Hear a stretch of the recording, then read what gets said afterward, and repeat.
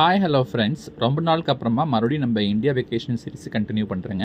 நம்மளோட ஃப்ரெண்டு திவ்யா சென்னையிலேருந்து நம்மளை பார்க்குறக்காக ஈரோடு வந்திருந்தாங்க. ஸோ அவங்கள போய் ரயில்வே ஸ்டேஷனில் பிக்கப் பண்ணிவிட்டு அதுக்கப்புறமா திண்டல் பஞ்சாபியில் போய் ஃபேமிலியோடு எல்லாருமே சேர்ந்து டின்னர் சாப்பிட்டோங்க.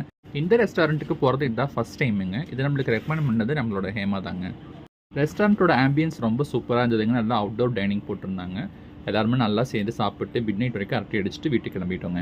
நெக்ஸ்ட் டே மார்னிங் வீட்டில் டிஃபன்லாம் முடிச்சுட்டு அதுக்கப்புறமா கோயம்புத்தூர் தாங்க கிளம்பியிருந்தோம். கோயம்புத்தூரில் நம்மளுக்கு கொஞ்சம் வேலைகள் இருந்துச்சுங்க. அது மட்டும் இல்லாமல் நானும் திவ்யாவும் காலேஜில் மீட் பண்ணிக்கிட்டது எல்லாமே கோயம்புத்தூரில் தான். ஸோ அதை ரிவை பண்ணலாம் அப்படின்ட்டு சொல்லிட்டு தான் நம்ம கோயம்புத்தூரை செலக்ட் பண்ணி கிளம்பினோங்க. எங்கள் காலேஜ் டேஸில் இருந்த கோயம்புத்தூரும் இன்றைக்கி கோயம்புத்தூரும் என்டையர்லி டிஃப்ரெண்ட்டுங்க. ஸோ ரோட் ஃபுல்லாக பார்த்தீங்கன்னா ஃப்ளைஓவர்ஸ்லேருந்து எல்லா இடமே ரொம்ப டிஃப்ரெண்ட்டாக இருந்துச்சுங்க. எங்கள் காலேஜ் டேஸில் நாங்கள் அடிக்கடி போகிற ரெஸ்டாரண்ட் பார்த்தீங்கன்னா திண்டுக்கல் வேணு பிரியாணி தாங்க. ஸோ அதை மறுபடியும் போய் பார்த்துட்டு லஞ்ச் அங்கே தாங்க முடிச்சிடணும். லஞ்ச் முடிச்சுட்டு எங்கே போகலான்னு யோசிச்சுட்டு இருந்தப்போ தான் நம்ம லூலு வந்துருச்சே, போய் ஒரு வெட்டி பார்த்துட்டு வந்துடலான்னு சொல்லிட்டு கிளம்பிட்டோங்க. லூலு மால் இப்போ கோயம்புத்தூரில் லக்ஷ்மி ஸ்டாப்பிங்கில் தாங்க ஓப்பன் ஆகிருக்கு.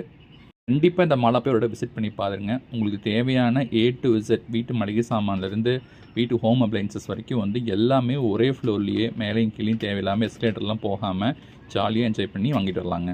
சும்மா விண்டோ ஷாப்பிங்காக முடிக்காமல் சரி எப்படி இருந்தாலும் பேக் பண்ணுற திங்ஸ் எல்லாம் வாங்கணும்னு சொல்லிட்டு அங்கேயே எல்லா திங்ஸையும் நாங்கள் வாங்கிட்டு வந்துட்டோங்க. ரிட்டன் வீட்டுக்கு வரக்கு முன்னாடி சிவகிரியில் போய் அப்படியே அம்மாவை பார்க்கணும் திவ்யா சொன்னாங்க. அவங்களையும் பார்த்துட்டு வீட்டுக்கு கிளம்பியாச்சுங்க.